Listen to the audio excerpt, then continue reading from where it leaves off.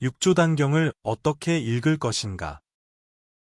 젊어서 육조단경을 읽은 적이 있다. 20대 중후반 무렵이었다고 기억된다.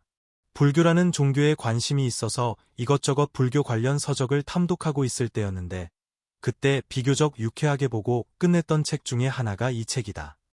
그렇게 젊어서 읽고는 까맣게 잊고 있던 육조단경을 이 나이가 되어서 다시 펼쳐보게 된 것은 얼마 전 해인사에 갔다 온 덕분이다. 정말이지 오랜만에 재방문한 해인사였는데 대적광정 가는 중앙로 도중에 뜻하지 않게 북카페가 자리 잡고 있었다. 사찰 안에 북카페라니 좀 색다르다 싶어 둘러보지 않을 수가 없었다. 그곳에서 성철 스님이 번역하고 해설한 육조단경을 만나고 구입했던 것이다. 스님이 직접 쓰고 밥값했다고 즐거워하셨다던 선문정로도 한 권 구입했다. 그 두 권의 책을 갖고 집으로 돌아와서 먼저 펼쳐든 게 육조단경이었다. 젊어 들여다본 추억이 있어서인지 어서 보고 싶다는 욕망이 있었던 것 같다. 요새는 책 읽는 일에 게을러져 습관적으로 서점을 들러 책을 산다거나 하더라도 방치해 두고 읽는 경우는 그리 많지 않아졌는데 예외적인 일이었다. 그런데 책을 펼치는 순간 큰일이 나고 말았다. 첫 장 첫 구절부터 이해가 막히고 말아 앞으로 나아갈 수가 없었다. 예전 유쾌하게 읽었다는 기억만 앞서 그동안 본인이 늙고 무뎌지고 어두워지고 말았다는 사실을 문득 잊어버리고만 탁 같았다. 육조단경은 선불교의 종사가 되는 육조해능의 법문을 기록해 놓은 책자이다. 육조해능이 직접 쓴 것은 아니고 사후 그의 제자인 법회스님이 기록한 것으로 알려져 있다. 잘 알려져 있는 것처럼 선불교는 인도에서 건너온 보리달마로부터 비롯되어 해가, 승찬, 도신, 홍인을 거쳐 육조해능에 이르러 크게 번성하게 된 불교의 한 분파다. 불교가 중국화된 그 가장 심한 형태가 선불교라고 여겨진다. 한국의 조계종이 이 선불교를 잇고 있다. 다시 성철 스님이 역한 육조단경을 읽고 있던 자리로 돌아가 보자. 첫 장 첫 문장부터 막혔다고 하였는데 다음에 네 문자였다. 식심견성, 즉 마음을 옳게 알아 스스로의 자성을 보고 스스로가 부처임을 깨친다 하는 문장이다. 식심견성이라고 읽고 해석이 되었으니 독해가 끝난 것이고 다음 문장으로 나아가면 되는 일이었는데 나아갈 수가 없다. 식심 두 글자 탓이었다. 젊어서 알던 식심과 지금 아는 식심이 다른 것 같았다. 젊어서는 이게 아무 문제가 아니 되었던 것 같은데 지금은 문제가 되고 있었다. 마음을 바로 안다는 것인데 지금의 나는 이것은 도저히 불가능한 일이라고 그렇게 알고 있다는 것이다. 왜 불가능하냐?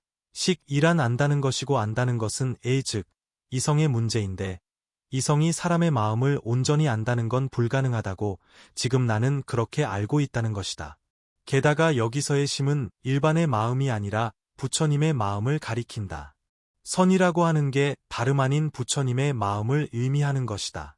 한갓 평범한 인간이 부처님의 마음을 온전히 알고 이해할 수 있을까? 내가 그럴 수 있다고 한다면 소크라테스의 명언 내 자신을 알라라는 명제에 배반되는 일이다. 부처님의 마음을 안다고 한다면 내 자신을 알라는 소크라테스의 명제에 어긋나게 되니 뒤에 두 글자 견성을 이룰 수 없음을 또한 시인하지 않을 수가 없다. 결국 첫 장 첫 문장에서부터 가로막혀 끝내 육조단경을 읽어갈 수가 없었다. 지금도 여전히 진행 불가 상태다. 며칠이 지났는데 여러 가지 상념이 마음속을 들락날락거려 마음이 불편하다. 그 들락날락한 사념 가운데의 하나다. 식심견성에서 식심은 원래 알식자가 아니라 믿을 신자가 들어가는 신심이 아니었을까 하는 것이었다. 그 집착이 떠나질 않아 컴퓨터를 켜고 AI에게 문의했다. 혹시 제자들이 육조 스님의 법문어록을 정리하면서 신심이어야 할 것을 식심으로 잘못 오기하거나 필사한 것은 아니냐 하는 것이었다. AI의 대답은 육조단경이 해능 스님 본인이 직접 쓴 것은 아니므로 그럴 수도 있을 가능성은 있지만 그런 오기의 흔적은 현재로서는 밝혀진 바가 없다고 했다. 아마도 이 경우에는 AI의 대답이 정당하다고 본다.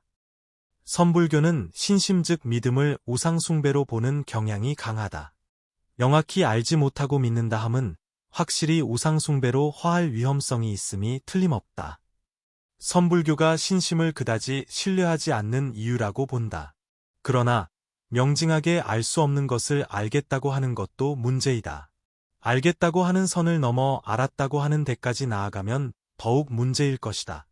우상 숭배는 경계할 것이지만 스스로가 우상이 되는 것은 더더욱 경계할 일이다. 알 수 없는 것을 안다고 하는 것은 자기 자신을 아는 일이 아니요 오히려 자기 자신을 더욱 모르게 하는 일이요 스스로가 스스로의 우상이 되는 일이다. 스스로가 우상이 되어 대중을 혹세무민한다면 이는 정도가 아니요 우상을 숭배하는 것보다 더 나쁘다. 게다가 스스로가 우상이 된다는 것은 주화인마의 다름 아닐 터 스스로가 마무리된다고 하는 얘기가 아니더나. 그리고 식심으로는 견성도 불가능하다.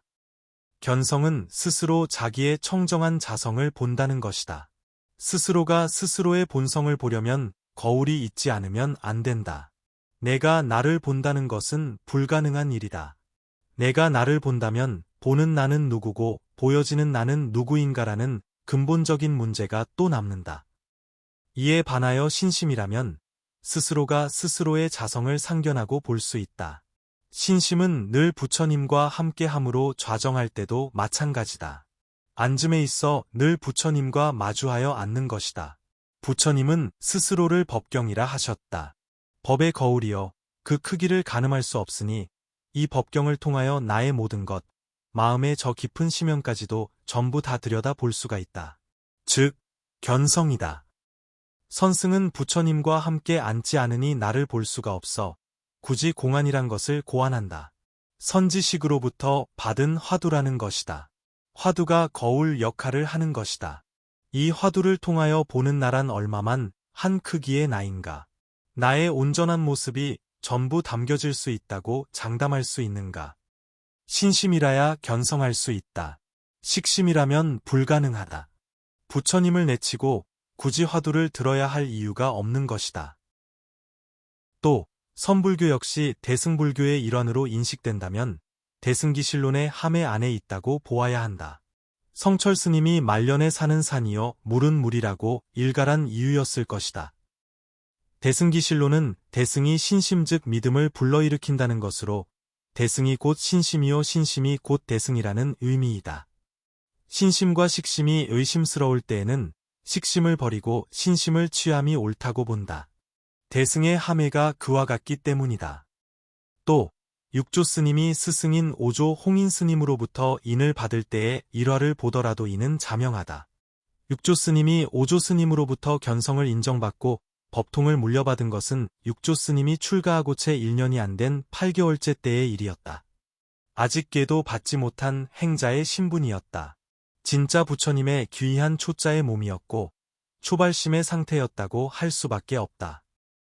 그런 초발심의 육조 스님이 불교에 대한 지식이 깊었을 리가 없다. 식에 있어서는 거의 전무와 같고 그 마음에 있어서는 부처님에 대한 믿음으로 가득 차 있었을 것이다. 그것이 초발심의 상태다. 게다가 육조 스님은 당시 한자를 전혀 모르는 문맹이기까지 했던 것이다. 이런 분이 식을 통해 견성에 이르렀다고 할 수 있을까? 초발심의 상황에서 자성을 보고 불지에 이르렀다고 한다면 이는 초발심의 본질인 신심에 의하여서였다고 함이 타당하고도 타당하다. 육조 스님의 견성이야말로 식심견성이 아닌 신심견성이었던 것이다. 누가 이를 부정할 수 있겠는가? 이러한 연유로 하여서 스님 사후 제자들이 기록한 스님의 행장기록에 누락이 있었거나 오기가 있었거나 필사에 잘못됨이 있었을 수 있지 않느냐 하는 의구심이 들지 않을 수 없던 것이다. 이제 이 글을 이만 끝내기로 하자.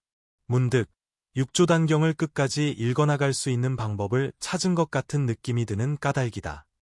첫 장 첫 문장이 어떻게 쓰여있든 본인은 그 문장을 이렇게 읽기로 한다.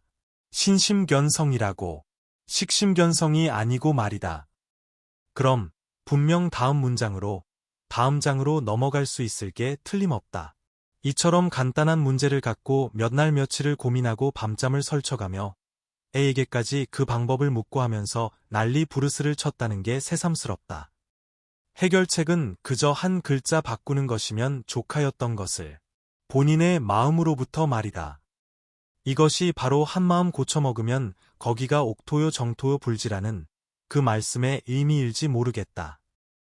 다른 사람들은 몰라도 본인은 이렇게 한 마음 바꾸는 심정으로 한 글자를 바꿈으로써 육조단경의 독해를 시작하기로 한다.